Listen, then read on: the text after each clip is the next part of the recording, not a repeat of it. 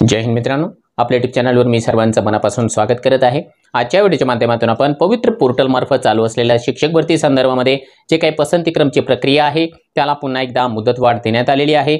त्या मुदतवाढीचं कारण नेमकं काय आहे आणि विशेष म्हणजे सध्या सुरू असलेल्या शिक्षक भरती संदर्भामध्ये 4 याचिका पडल्या होत्या। 4ही याचिकांचा निकाल फायनली लागलेला आहे आणि आता तो निकाल नेमका कोणाच्या बाजूने लागलेला आहे, त्यामध्ये कोणकोणत्या प्रकारच्या ज्या युक्तिवाद आहे ते केलं गेलं त्याविषयी आपण सविस्तर माहिती या व्हिडिओच्या माध्यमातून जाणून घेणार आहोत। परंतु तत्पूर्वी आपण जर चॅनलवर नवीन असाल तर आमचं चॅनल सबस्क्राइब करा, साइडचा जे बेल आयकॉन आहे त्याला देखील प्रेस करा, जेणेकरून शिक्षक भरतीच्या संदर्भामधल्या कोणत्याही माहितीची अपडेट आपल्याकडून मिस होणार नाही। मित्रांनो, आपल्या सर्वांना कल्पना असल्याप्रमाणे 13 तारीख जी आहे ती प्रेफरन्सेस लॉक करण्याची अंतिम तारीख देण्यात आली होती। परंतु आता सध्या जर का आपण पवित्र पोर्टलवर बघितलं तर आजच्या तारखेला म्हणजे 13 फेब्रुवारी 2024 ला एक नवीन सूचनापत्र आलेला आहे। त्या सूचनापत्रामध्ये जी माहिती देण्यात आलेली आहे ती आपण बघूया। त्यानंतर कोर्टाच्या ज्या काही केसमध्ये निकाल आलेला आहे त्या निकालाविषयी माहिती बघूया। बघा, याच्यामध्ये सांगितलेलं आहे की पवित्र पोर्टलवर दिनांक 5 फेब्रुवारी 2024 पासून प्रचलित शासन धोरण व निर्देशानुसार प्राधान्यक्रम नोंदवण्याची प्रक्रिया सुरळीतपणे सुरू असून आजपर्यंत 1,41,806 अभियोग्यताधारकांनी प्राधान्यक्रम जनरेट केलेले आहे। त्यापैकी 1,37,063 अभियोग्यताधारकांनी लॉक केलेला आहे। हा आकडा बऱ्यापैकी मोठा आहे। दरम्यान माननीय उच्च न्यायालय खंडपीठ औरंगाबाद येथे रिट याचिका क्रमांक 1606 मध्ये आज सुनावणी झाली। त्यानंतर माननीय न्यायालयाने प्रचलित शासन धोरण व तरतुदीनुसार कारवाई सुरू ठेवण्याचे निर्देश दिलेले आहेत। तसेच प्राधान्यक्रम लॉक करण्याची प्रक्रिया 14 पर्यंत सुरू ठेवण्याचे निर्देश दिलेले आहेत। त्याप्रमाणे कारवाई करण्यात येत आहे याची सर्व उमेदवारांनी व संबंधितांनी नोंद घ्यायची आहे। भरती प्रक्रिया कोणताही विलंब होऊ नये याकरिता प्रशासनाकडून सर्वतोपरी प्रयत्न करण्यात येत आहे। पहिलं आणि महत्त्वाचं कारण त्यांनी सांगितलं की 1 दिवस जी आहे मुदतवाढ देण्यात आलेली आहे। आता ही 1 दिवस मुदतवाढ का दिलेली आहे? कारण औरंगाबाद हायकोर्टामध्ये जी केस होतं त्या केसमध्ये युक्तिवाद करत असताना अभियोग्यताधारकांच्या वकिलाने या ठिकाणी डिमांड केली होती की आम्हाला जे आहे प्रेफरन्सेस जनरेट करून लॉक करण्याकरिता मुदतवाढ देण्यात यावी। त्यामुळे माननीय न्यायाधीश महोदयांनी 1 दिवसाची मुदतवाढ या ठिकाणी दिलेली आहे। आता त्याचा जो आहे फार जास्त परिणाम आपल्या शिक्षक भरतीवर होणार नाही, कारण 14 तारीख ही अंतिम मानली जाईल प्रेफरन्सेस जनरेट करून लॉक करण्याकरिता। आता येऊया की जी काही दुसरं मॅटर आहे की कोर्टामध्ये ज्या 4 याचिका पडलेल्या आहेत त्या 4ही याचिकांची सुनावणी आणि निकाल दोन्ही गोष्टी पार पडलेल्या। खऱ्या अर्थाने 3 निकाल काल आले होते आणि 1 निकाल आजच्या तारखेला आलेला आहे। अगोदर कालच्या तारखेच्या संदर्भामध्ये बोलूया, कारण जे BCA असलेले उमेदवार होते, BCA त्या उमेदवारांना या ठिकाणी या भरती प्रक्रियेमध्ये 6वी ते 10वी या वर्गाकरिता स्थान देण्यात आलं नव्हतं, म्हणून त्या विद्यार्थ्यांनी आपली भूमिका मांडण्याकरिता कोर्टामध्ये याचिका दाखल केली होती की आम्हाला जो कॉम्प्युटर सायन्स आहे तर त्याला आधार धरून किमान मॅथमॅटिक्स विषयाला प्राधान्यक्रम देण्यात यावे, कारण त्यांना प्राधान्यक्रम येत नव्हते, म्हणून त्यांनी ती याचिका टाकली होती। परंतु माननीय उच्च न्यायालय खंडपीठ औरंगाबाद यांनी ती याचिका फेटाळली। त्यामध्ये त्यांनी सांगितलं की जो GR आहे, शैक्षणिक आणि व्यावसायिक अर्हतेचा जो GR आहे, 3 GR, त्या 3ही GRला फॉलो करणं आवश्यक आहे। त्याच्यानंतर काही उमेदवार ज्यांचे की ग्रॅज्युएशनला फक्त विज्ञान विषयाला समकक्ष असलेले विषय होते तर त्या उमेदवारांना या ठिकाणी जे आहे पुन्हा एकदा कोर्टाच्या निकालाचा सामना कालच्या तारखेला करावा लागला।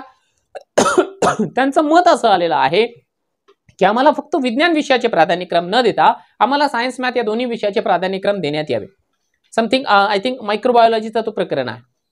परंतु त्याही प्रकरणामध्ये माननीय उच्च न्यायालय खंडपीठ औरंगाबाद यांनी ती याचिका फेटाळली आणि त्याने सांगितलं की शासनाने प्रशासनाने जो निर्णय घेतलेला आहे तो निर्णय अगदी योग्य आहे।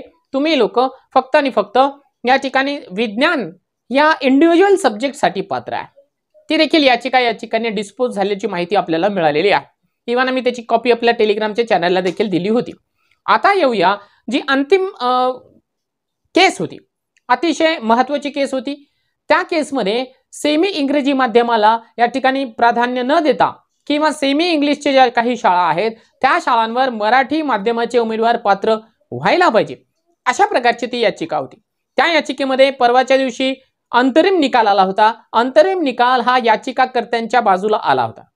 त्यांनी सांगितलं होतं की सेमी इंग्लिशच्या शाळेवर मराठी माध्यमाची मुलं या ठिकाणी पात्र आहे. परंतु अंतरिम निकाल आलेला असताना देखील शासनाने प्रशासनाने या ठिकाणी आपली भूमिका कोर्टामध्ये आजच्या तारखेला मांडलेली आहे.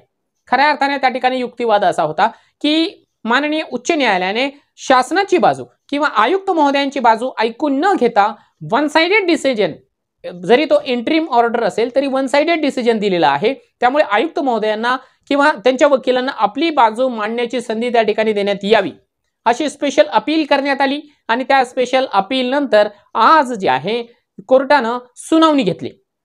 सुनावणीमध्ये जवळपास 3 तास युक्तिवाद झालेला आहे. आणि त्या युक्तिवादाच्या नंतर फायनली ही जी याचिका आहे रिजेक्ट करण्यात आलेली आहे. ही फार महत्त्वाची इंटरेस्टिंग गोष्ट आहे. असं आपल्याला फार कमी घडताना दिसतं की इंटरिम ऑर्डर ज्या न्यायाधीश महोदयांनी दिली होती ती इंटरिम ऑर्डर 2 दिवसांमध्ये जी आहे त्यांनी रिजेक्ट करून टाकलेली आहे. म्हणजे स्वतःच्या निर्णयाच्या अगेन्स्टमध्ये जाऊन त्यांनी ही जी केस आहे ती डिस्पोज करून टाकलेली आहे. आणि त्यामध्ये निर्णय दिलेला आहे की आयुक्त महोदयांनी किंवा शासनाने प्रशासनाने जो निर्णय घेतलेला आहे तो निर्णय अतिशय योग्य आहे आणि तुम्ही त्या पद्धतीने कॅरी ऑन करायला पाहिजे. आता या ठिकाणी हे सिद्ध झालेलं आहे की सेमी इंग्लिशच्या शाळांवर मराठी माध्यमाची मुलं जाऊ शकणार नाही. आणि जो काही आपल्या अभियोग्यता धारकांमध्ये एक शंका होती, एक प्रश्न वारंवार मला हे विचारला जात होता की आता या केसेसमुळे भरती प्रक्रिया रखडेल का, निवड यादीला अडथळा निर्माण होईल का, तर त्या प्रश्नाचं उत्तर आपल्याला आजच्या तारखेला मिळून गेलेलं आहे.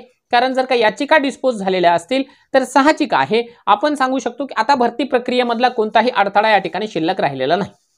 त्याच्यामुळे या ठिकाणी जी शेवटची लाईन त्यांनी प्रेस नोटमध्ये दिलेली आहे त्या प्रेस नोटमध्ये त्यांनी सांगितलं की शासनाच्या वतीने भरती प्रक्रियेला कोणताही विलंब होऊ नये म्हणून आम्ही आमच्या परीने प्रयत्न करतोय. आणि आजच्या तारखेला न्यूजला बाईट्स देताना माननीय शिक्षण आयुक्त सूरज मांढरे साहेबांनी क्लिअर सांगितलेलं आहे की आचारसंहितेच्या पूर्वी शिक्षक भरतीची अंतिम निवड यादी लावण्याचं आमचा मानस आहे. आम्ही त्या दृष्टिकोनातून प्रयत्न देखील करत आहोत. आणि एक गोष्ट त्यांनी आणखी ठणकावून सांगितलेली आहे की जागा या जवळपास 22,000च्या आसपास आहे, 21,500 जागा आहे आणि आपल्याकडे अभियोग्यता धारक 2,17,000 आहे. त्यामुळे सर्वांनाच नोकरी मिळणार नाही हे देखील आपल्याला शाश्वत सत्य आहे आणि ते मान्य करावं लागेल.